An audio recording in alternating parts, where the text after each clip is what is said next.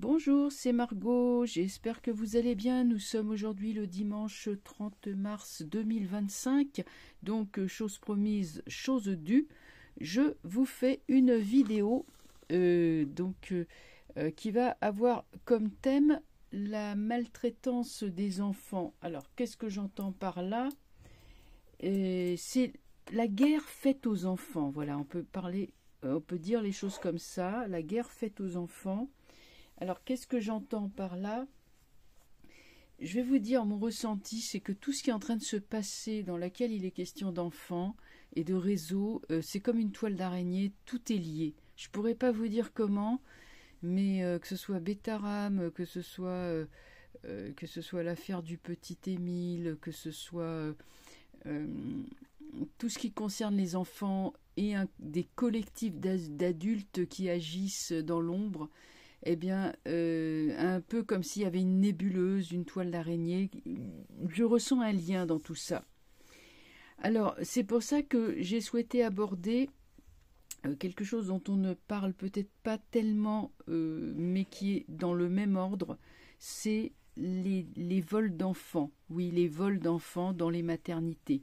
Alors, je vous ai parlé d'une de mes internautes qui s'appelle Rosen Monero. Et elle a écrit un livre. Alors, il lui est arrivé une histoire vraiment incroyable, mais qui, malheureusement, elle n'est certainement pas la seule dans ce cas. Alors, voilà comment ça a démarré. Nous sommes... donc, elle a d'abord écrit un livre qui s'appelle Un nom pour naître, un nom N-O-M, un nom pour naître, de Rosen Monero, M-O-2-N E-R-E-A-U, aux éditions du Cherche Midi. Voilà, c'est un livre qui se trouve facilement. Qu'est-ce qui se passe? Nous sommes en 1960. La maman de Rosen va accoucher dans un grand hôpital parisien. Cet hôpital, alors je ne vais pas trop dire de nom, mais c'est un hôpital qui est situé boulevard de l'Hôpital, dans le 13e arrondissement de Paris. Vous voyez un petit peu, pour les gens qui connaissent Paris, vous voyez lequel c'est. Hein, c'est un très grand hôpital, voilà. Un complexe hospitalier même. Hein. Bon. Et donc, nous sommes donc en 1960. La maman est malade. La maman est malade. Elle accouche donc dans ce grand hôpital, mais elle a un problème au poumon et elle doit partir en sanatorium. Alors, qu'est-ce qui se passe? À l'âge de 10 jours, l'enfant, en fait, elle est volée à sa maman.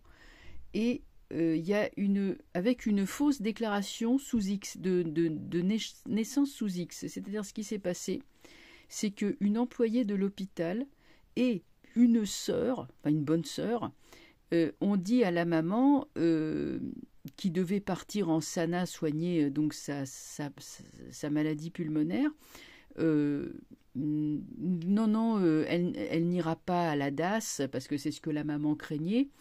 Alors la bonne sœur dit, on va lui trouver une marraine qui la gardera en votre absence. Et donc la maman, elle a fait confiance.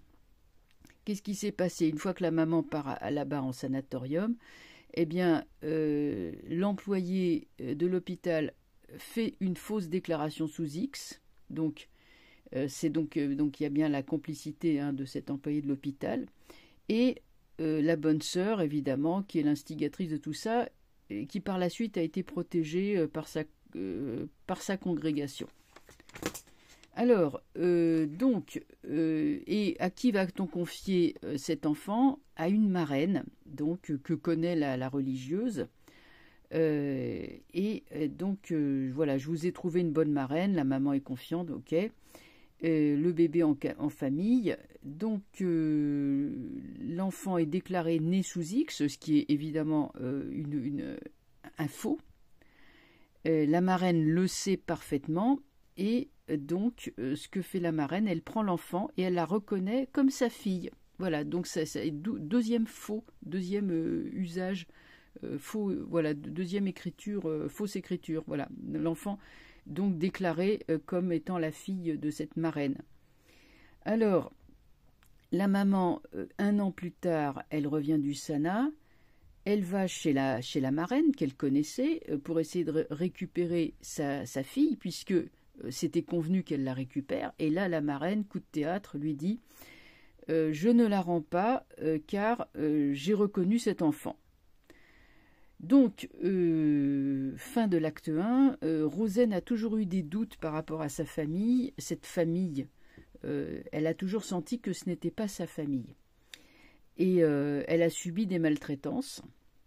Elle a été battue, enfin bon, elle a eu des maltraitances, alors c'est un comble. Donc jusqu'à l'âge de 40 ans, elle ne savait rien. Mais elle était très, très, très mal à l'aise de ce qu'elle vivait, mais elle ne savait rien de ses origines.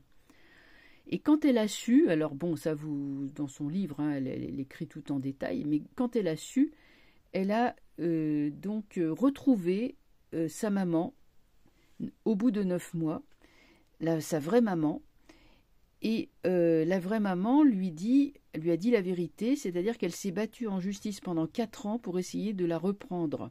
Mais comme la maman, à l'époque, c'était une femme seule à Paris, donc il n'y avait pas de papa pour élever l'enfant.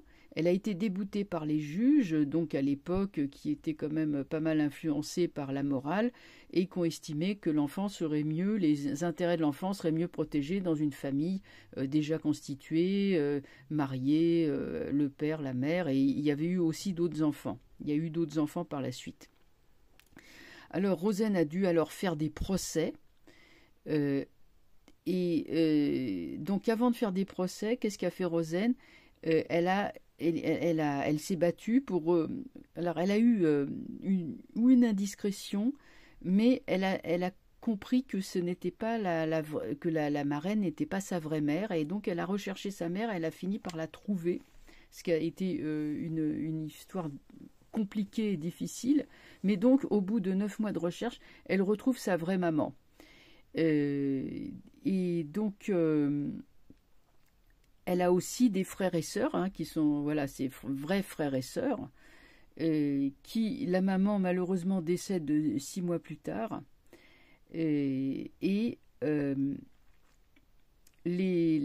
Rosen ainsi que ses frères et sœurs font 3 procès qui sont tous les 3 gagnés. Donc, ça aboutit par la condamnation de l'hôpital. Et ça aboutit aussi par le faux acte de naissance est détruit, hein, donc l'état civil est cassé, le faux acte de naissance est détruit. Et enfin, à 47 ans, elle peut récupérer sa véritable identité, Rosen, ce qui est évidemment le nom que lui avait donné sa vraie maman, parce qu'elle portait en plus un autre prénom et un autre nom de famille quand elle était dans cette famille adoptive. Donc elle a enfin pu récupérer son vrai nom et son vrai prénom. Donc, à l'heure actuelle, Rosen combat, car voler un enfant est un crime. Et elle a essayé ça, c'est ce qu'elle revendique. Malheureusement, sa plainte, elle a été qualifiée en délit et non pas en crime, donc ça n'a pas été aux assises. Mais le but de Rosen, qui continue à se battre, c'est qu'elle considère qu'un vol d'enfant, c'est comme de la pédocriminalité, c'est un crime contre l'humanité, c'est le combat qu'elle essaye de faire passer, et elle se bat pour qu'on abroge la loi de la nomination sous X, de la naissance sous X, hein, cette naissance anonyme. C'est une loi qui avait été promulguée sous Pétain en 1941 pour protéger les femmes qui avaient eu des enfants avec des Allemands. Et en fait, il y a eu des dérives avec cette loi, et donc nous avons des enfants qui sont privés de leur filiation, et quand les enfants sont comme ça, des enfants volés. Voilà. Alors il y a eu beaucoup de cas d'enfants volés. Hein, il y a eu aussi le cas donc en Espagne. Voilà, c'était des filles mères qui accouchaient, et puis on enlevait les enfants parce que ces femmes-là vivaient dans le péché. On leur disait l'enfant est mort, et l'enfant était élevé dans des familles. Et enfin, ça a été aussi un gros scandale. Donc, on va regarder. Moi, je dis, hein, en gros, tout ça, c'est pareil. C'est vrai que j'aborde un peu cette histoire d'enfants volés dans les hôpitaux. Moi, je sais que dans un hôpital voisin, ma grand-mère avait été, alors, vous voyez, hein, je vous le dis, hein, ça c'est une anecdote personnelle, mais ma grand-mère avait été approchée comme ça par une femme qui lui avait dit, ah mais vous pourriez nous confier, parce qu'en fait ma grand-mère elle a eu des jumeaux. Et il y a une femme qui a dit, ah mais vous pourriez pas nous donner un des deux jumeaux, ah, vous êtes toute seule et tout et tout. Mais moi ma grand-mère évidemment elle a envoyé bouler la bonne femme, mais tout le monde n'avait pas la force de le faire ou la présence d'esprit de le faire. Donc c'est pour vous dire qu'il y avait des choses bizarres qui se passaient. Alors maintenant, est-ce que l'on va enfin voir alors est-ce que d'abord notre ami va remporter son combat, ce qui aboutira à une meilleure considération des enfants, parce que les enfants sont quand même beaucoup, je trouve, sur la sellette. Ce sont des victimes. C'est hallucinant, c'est affolant. Bon, on a Karl Zéro qui s'en occupe beaucoup. Et vous voyez, on dirait qu'il y a des véritables réseaux qui font tout pour que les enfants soient des objets, des choses qu'on achète, qu'on vend, qu'on vole, voilà, qu'on vole, qu'on maltraite. Donc on va regarder tout de suite. Est-ce que cette histoire, enfin Rosen, bien sûr, c'est son combat, mais et bien sûr il y a le combat de beaucoup d'autres personnes qui est derrière. Hein. Est-ce que déjà elle aura gain de cause là-dessus? On regarde. Après, on regardera d'une manière générale si on va enfin respecter les enfants. Pour l'instant, on regarde sur elle, parce qu'elle, ce qu'elle veut, c'est qu'on abroge la loi sous X, la loi de l'anonymat de la naissance. Entre autres, c'est un de ses grands combats, que l'enfant puisse avoir accès à ses origines enfin. Donc là, le pape renversé, il y a eu abus de confiance par le passé. Il est question de quelqu'un qui s'occupe de l'enfance, mais là, il y a eu mensonge, abus de confiance. En plus, bon, c'est personne digne de confiance, bien sous tout rapport, etc. Un lien, voilà, une personne en qui on aurait dû avoir toute confiance, voyez. Et donc le pape est renversé. Donc là, il y a eu abus de confiance. Les enfants sont les premières victimes. Ensuite, le monde renversé. Là, il y a toute une bagarre qui se fait au niveau législatif, puisque là, nous avons les lauriers, hein, les lauriers de la victoire. Donc, pour l'instant, la victoire, là, ça peine à être connue, hein, cette histoire. Et roue de fortune, les choses évolueront, mais comme les trois cartes sont renversées, ça veut dire qu'il y a énormément de difficultés et d'obstacles. Ces choses-là n'iront pas de soi. Bien sûr, ça ne va pas de soi. Pourquoi? Parce qu'il y a beaucoup, je pense, beaucoup d'argent ou d'intérêts qui sont en jeu et qu'on ne veut pas avouer. Beaucoup de choses qui se passent sous l'eau, hein, sous la ligne de flottaison, avec 3 cartes renversées comme ça. Donc, que nous dit le pape? Alors déjà, on va regarder, le pape regarde de ce côté-là. Qu'est-ce qu'il regarde? La tempérance. Ça fait longtemps qu'on essaye d'éclaircir cette affaire, ces affaires de vol, de dissimulation d'enfants, de substitution, hein, voilà. Ça fait longtemps, la tempérance, elle se bat pour éclaircir tout ça. Voyez?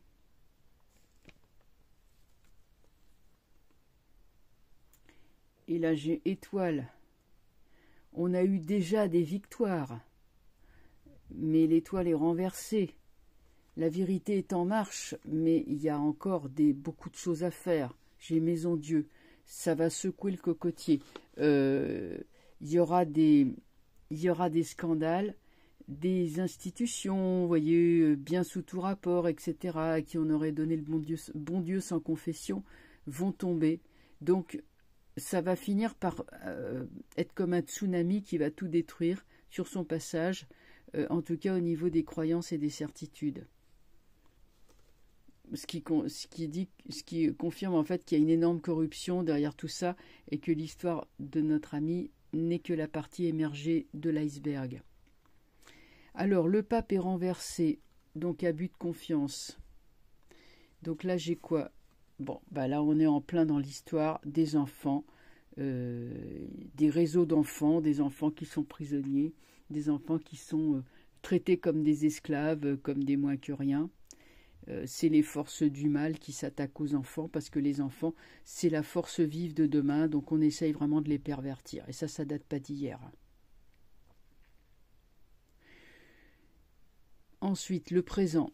Donc le présent, on voit qu'elle frappe à toutes les portes avec le monde renversé, qu'elle se bat, ça va pas de soi, elle se bat beaucoup pour la reconnaissance universelle de son combat pour les enfants. Mais la justice rendra son verdict. Et quand la justice sort, c'est que c'est le bon verdict. Ça ira très très haut. Ça ira en Conseil d'État, ça ira très très haut.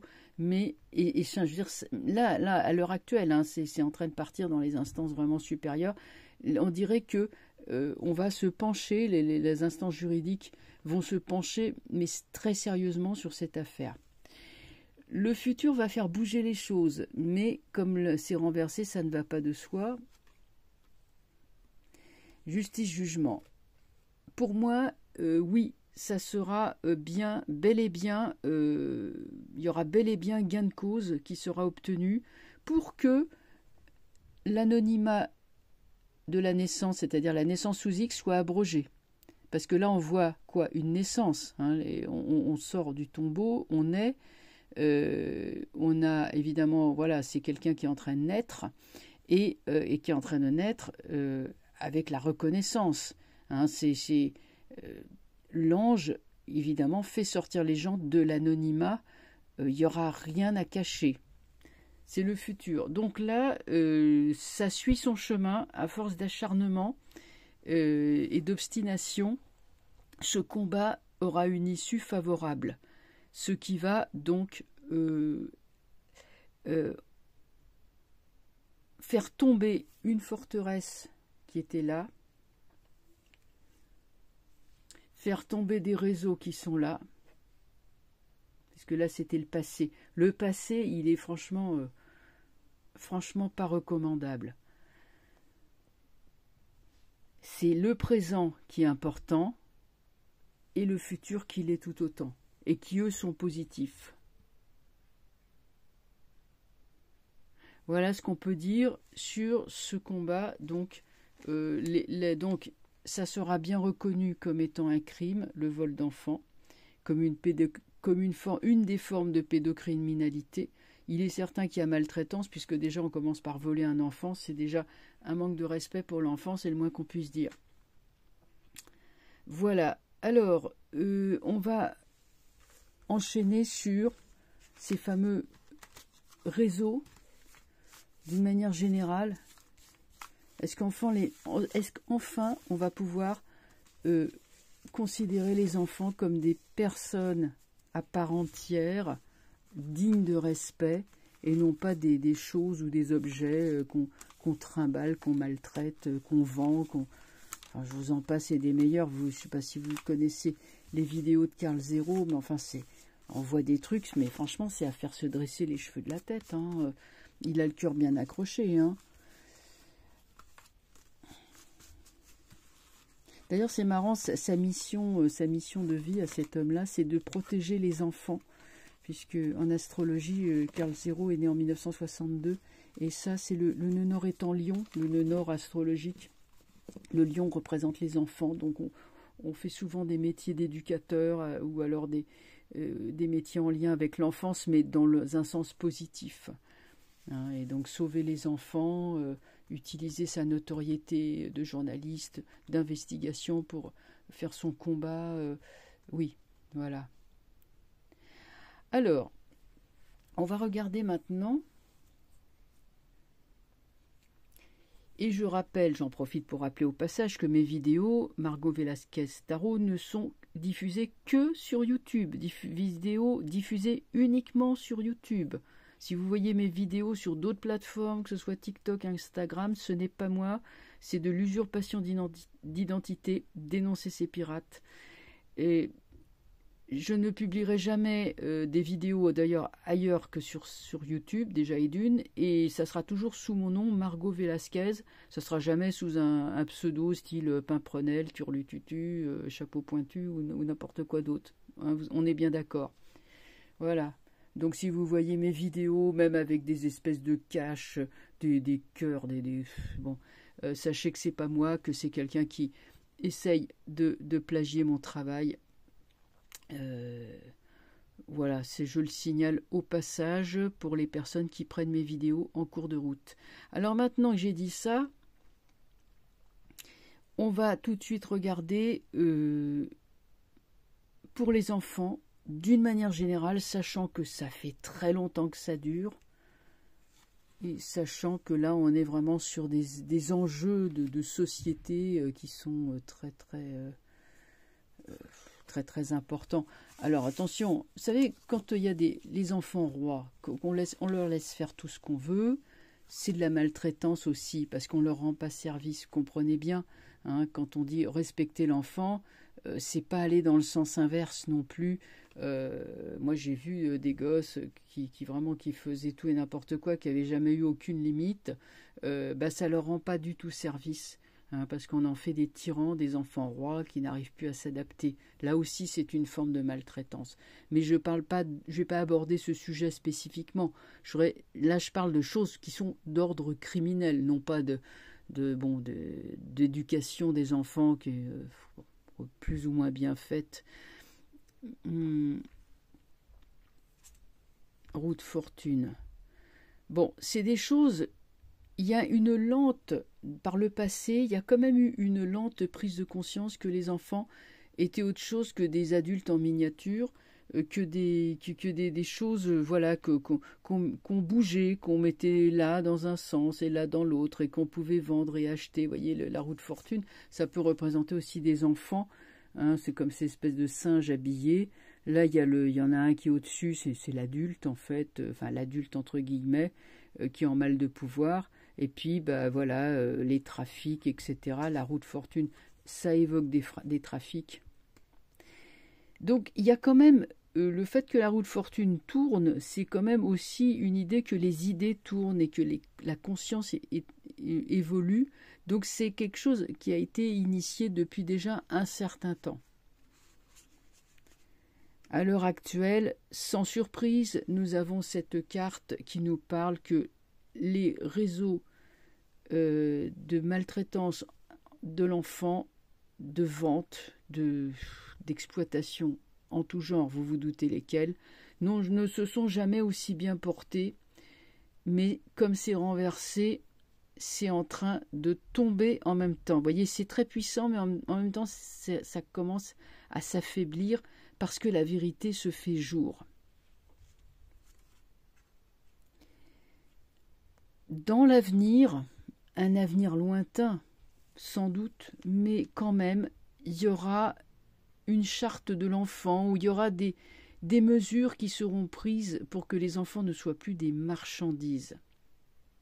Que ce soit dans le cadre de naissances trafiquées, que ce soit dans le cadre d'enfants confiés dans des établissements scolaires indignes, que ce soit, vous voyez, je parle pas encore des enfants qui travaillent dans des pays lointains, c'est encore autre chose, mais au moins déjà qu'on fasse le ménage chez nous, que déjà on commence à faire le ménage dans notre monde à nous occidental, parce que ça laisse à désirer, c'est le moins qu'on puisse dire. Donc qu'est-ce que peut nous dire la roue de fortune renversée?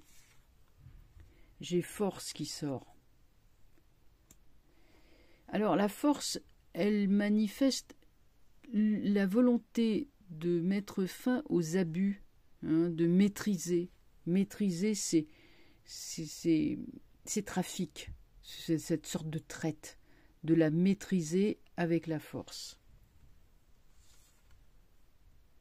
Ensuite, j'ai papesse. Le secret, l'omerta. Et enfin, la lune. La lune, c'est la famille. On arrivera sur malgré tout, ce n'est pas gagné. La Lune, j'aurais préféré que ce soit plus énergique. Ceci étant, la papesse est tenue en respect par la force. Elle se regarde, j'irai en chien de faïence. Les secrets honteux qui prévalent à l'heure actuelle seront révélés. Mais attention, la Lune garde encore bien des secrets. Ce n'est que le début du combat pour que l'enfant soit reconnu comme une personne à part entière, digne de respect. Là, ce n'est vraiment que le début. J'aurais eu le soleil, je m'aurais dit, ok, c'est bon, là on est vraiment bien parti. Avec la Lune, ça sera long, compliqué, mais petit à petit, les choses vont monter à la surface, malgré tout. Il y a encore bien du travail à faire, bien des secrets de cachés honteux, mais petit à petit, tout va sortir. Voilà, je vais vous laisser pour l'instant et je vous souhaite une excellente fin de journée, de week-end. Je vous dis à très bientôt pour d'autres vidéos. Au revoir.